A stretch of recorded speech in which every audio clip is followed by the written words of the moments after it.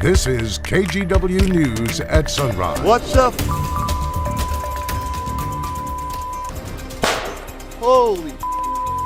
New video shows what may be the cause of a wildfire that's still burning this morning in Central Oregon.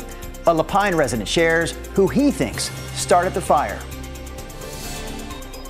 I'm Devin Haskins. Why Multnomah County is pushing the pause button on buying tents and tarps for homeless people, and why a decision by the city council plays a role in it. More from City Hall. And we're on sinkhole surveillance this morning. That's right. There is a massive sinkhole where a soccer field should be in Illinois. Oh my gosh. Yeah. Jeez. You will not believe what caused it. Was that like a light fixture that just went crashing through that hole? My goodness. Yeah, we're going to show you that video again because that was incredible. My goodness. Any guesses as to what the heck would cause that? Really strong kick. It was a soccer field. Not raindrops, though. Raindrops can't cause that kind of destruction. Well, we don't think so. We have raindrops this morning, though. That was my effort to try to get you to talk about the forecast. I'm going to get this going because I want to get back to that story as soon as we can get it in the newscast. All right, here's radar. We have raindrops. Astoria, Portland. So far, the southern edge of this has been down around Wilsonville. There hasn't been anything down into Woodburn. Hasn't been any rain reported up in Salem. But if you're traveling up I-5 this morning, you'll find increasing rain showers as you make your way up toward Kelso, Longview, and all the way up to Seattle. Here's a closer look around Portland. We've had some rain in downtown. Gresham getting some rain right now. Sandy, Oregon City, good morning to you. Raindrops still on the lens from our Rose City camera. 58 degrees is the temperature outside. I think the rain is 99% of what falls, and there won't be much total rainfall, but what does fall will be mainly this morning. This afternoon, I think eventually it will just be dry, and we'll open up some partly cloudy skies.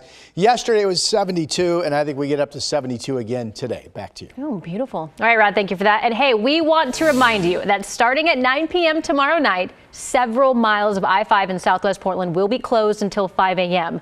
That goes until Monday morning. The closure is to allow ODOT crews to continue work on the Southwest 26th Avenue overpass. So here is a look at the closure map. Take a look here.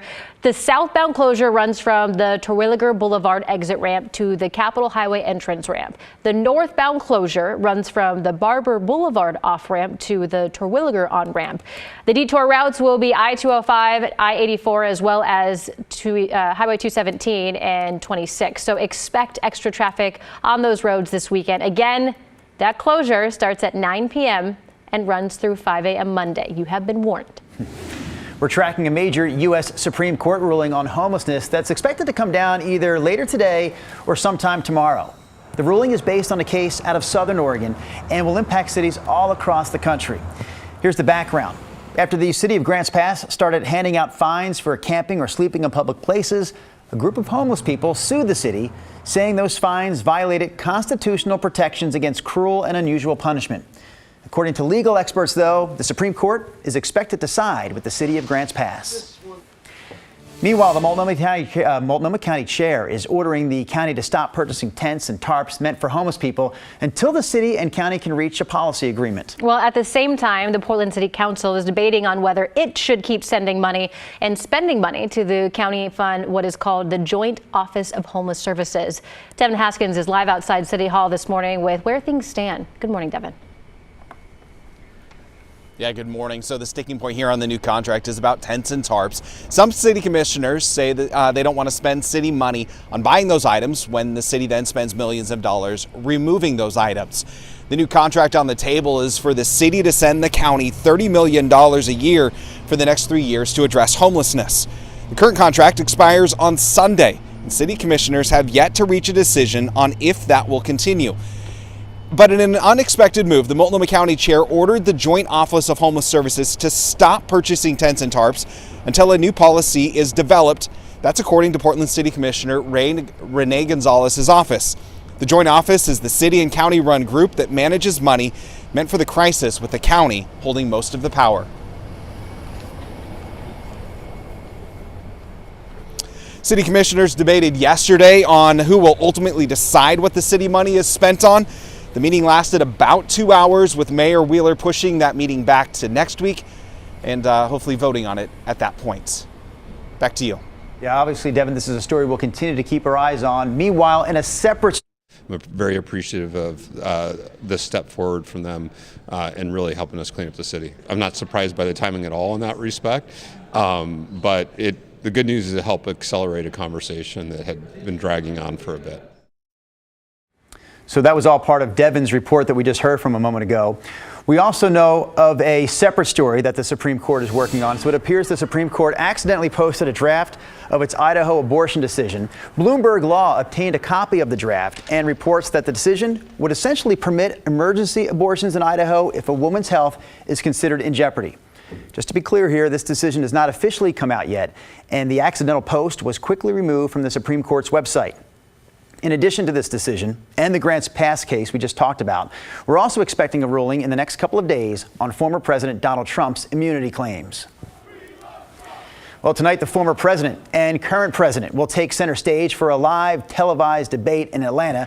We're going to have more on Biden versus Trump and how this debate will be different than the ones we saw 4 years ago. That's all coming up in our 6:30 half hour. Portland City Commissioner Carmen Rubio has picked up a big endorsement in her race for Portland mayor. Oregon Governor Tina Kotek is backing Rubio. In a statement, Kotek touted Rubio's track record and focus on issues like affordable housing and homelessness.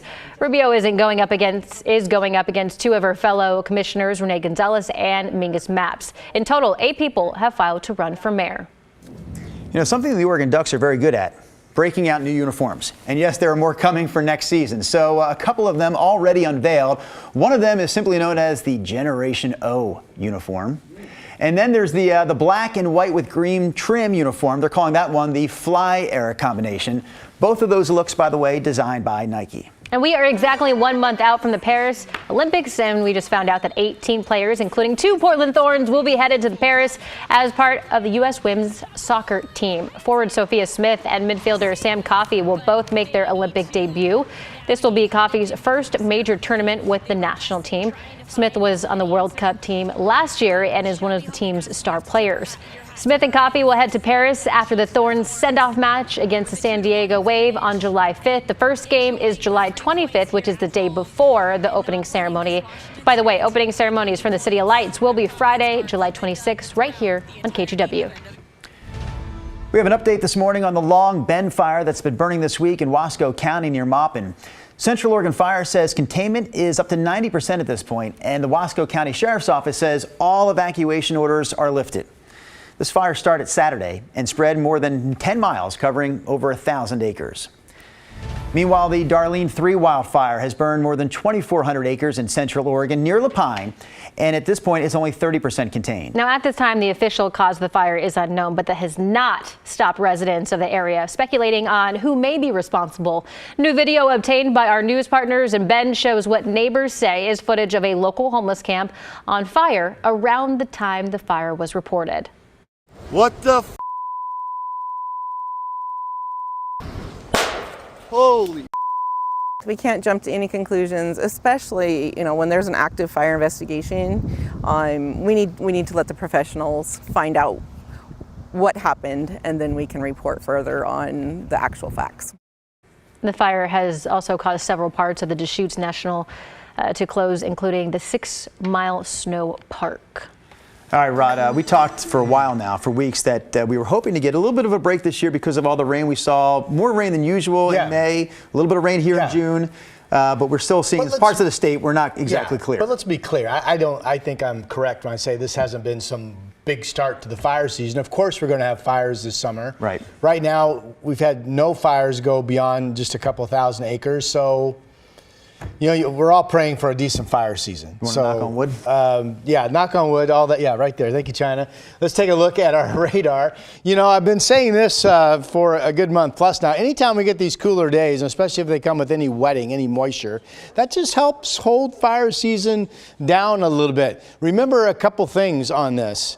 It's not so much precip, lack thereof, that has triggered bad wildfire seasons. It's also a big combination of the hot weather, which dries things out. So you want to have not hot weather, and you want to get some rain when you can have it. And we have the cool down today, and we have some showers, at least up in Washington. We've had some light rain showers down around Portland.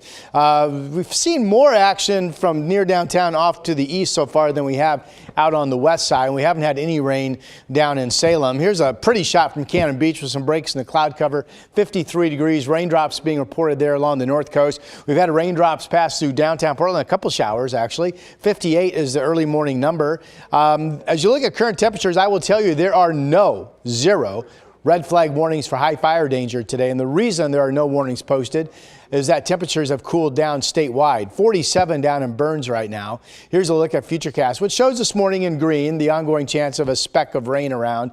I think this afternoon goes on to be mainly dry with partly cloudy skies developing. We had some hot weather out east the last several days, but noticed at 5 p.m. John Day 71, Burns 75, over in Central Oregon, Bend 72. So there's the cool down. Most inland areas will be 70 or a little bit warmer this afternoon across all of Oregon. We get back to sun and warmer weather tomorrow, 81, partly cloudy Saturday, 80. I've removed the rain chance from Sunday. That's a 77-degree day. Monday's July 1st. We will be warming up with sunshine going into the July 4th holiday, Wednesday, July 3rd, 85 degrees.